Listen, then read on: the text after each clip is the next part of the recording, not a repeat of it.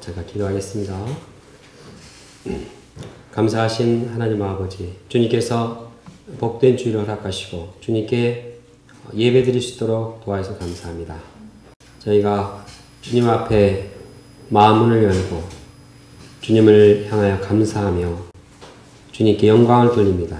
또한 저희들이 허물과 죄가 있지만 주님 앞에 고백하고 주님의 죄사함의 은혜를 덧입고 또한 저희 심령을 주님으로 충만케 하시며 참 저희가 주님 앞에서 자유하며 기쁨이 충만한 생활할 수 있도록 도와주시옵소서. 이 시간 주님의 말씀을 깊이 영접하는 가운데 심령을 새롭게 하시도록 도와주시옵소서. 예수님의 이름으로 기도합니다. 아멘.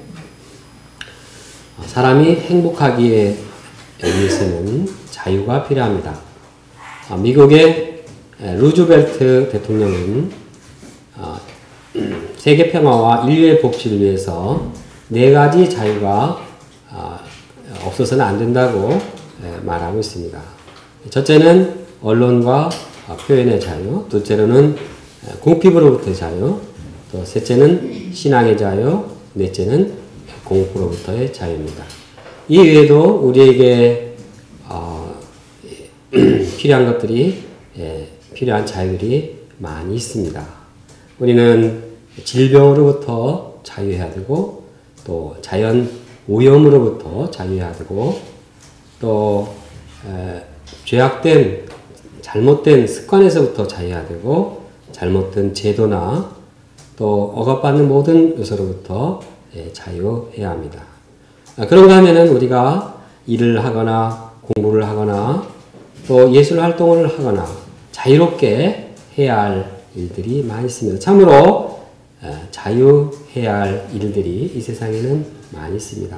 우리 각자에게 어디로부터의 자유, 또 현재 우리가 정말 무엇을 자유롭게 하기를 원하는가 생각해 보기를 원합니다. 우리가 여러 가지 자유할 지금 우리 각자에게 자유로움이 필요한, 자유가 필요한 것들이 있는데 그 중에서 최우선적으로 반드시 자유할 것이 있습니다. 그것은 죄로부터의 자유입니다. 예수님은 우리가 죄로부터 자유하기를 원하십니다. 그리고 예수님께서는 이 자유하는 길을 말씀하고 계십니다. 진리가 너희를 자유케 하리라. 진리신 예수님께서 우리를 자유케 하십니다. 본문을 통해서 우리가 진리신 예수님을 영접함으로 죄에서 자유하기 원합니다. 그 자리에서 진정으로 자유로운 인생을 살기 원합니다. 제1장 죄로부터의 자유. 이른 아침 예수님께서 말씀을 가르치고 계실 때였습니다. 이때 종교 지도자들이 가늠한 여인을 이제 끌고 와서 그 가운데 세웠습니다. 그리고 예수님께 말했습니다. 선생님이요, 이 여자를 가늠하는 현장에서 잡았습니다. 모세 율법에는 이런 여자를 돌로 치라고 명령했습니다. 그런데 선생님의 의견은 어떠하십니까?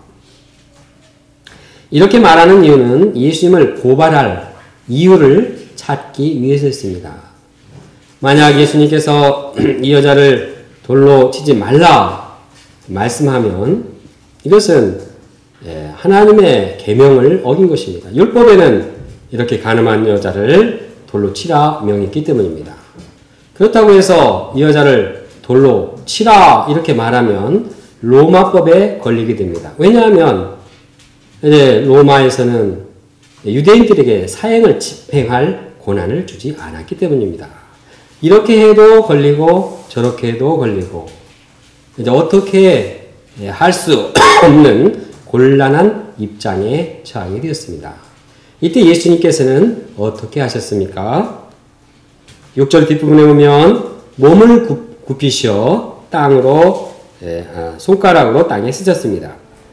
침묵이 흐르자 바리새인들은 예수님께 대답을 촉구했습니다. 그때 예수님께서는 일어나 말씀하셨습니다. 너희 중에 죄 없는 자가 먼저 돌로 치라. 먼저 예수님은 모세 율법대로 여자를 돌로 치라 이렇게 말하고 있습니다. 예수님께서 사랑이 많다고 해서 죄에 대해서 그냥 묵인하지 않았습니다. 아무리 예수님께서 죄인을 사랑한다고 해서 그냥 죄를 가볍게 여기지 않으셨습니다. 죄에 대한 형벌을 인정했습니다. 특히 간음죄는 가정을 파괴하고 거룩한 공동체를 파괴하는 치명적인 죄악입니다.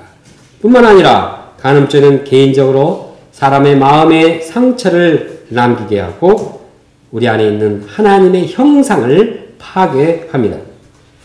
자존감이 사라지고 인격을 병들게 하고 사고를 파괴합니다. 간음죄는 심각한 죄입니다. 예수님께서는 이 간음죄가 돌로 쳐 죽여야 할 죄임을 선포하셨습니다. 동시에 예수님은 바리새인들을 정죄하셨습니다. 예수님은 그들이 이 여자를 돌로 칠 수 있는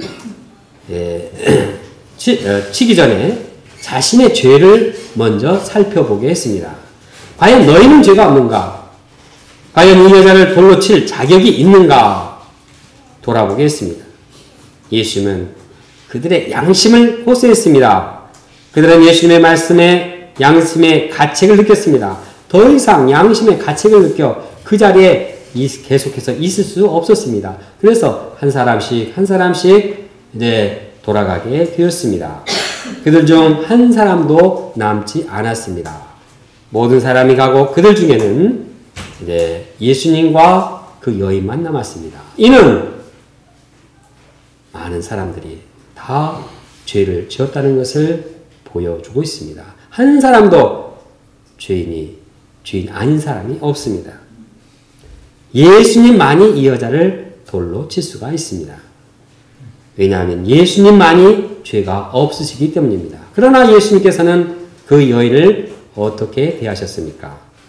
예수님은 여자에게 물으셨습니다.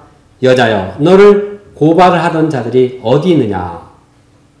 너를 정죄한 자가 없느냐?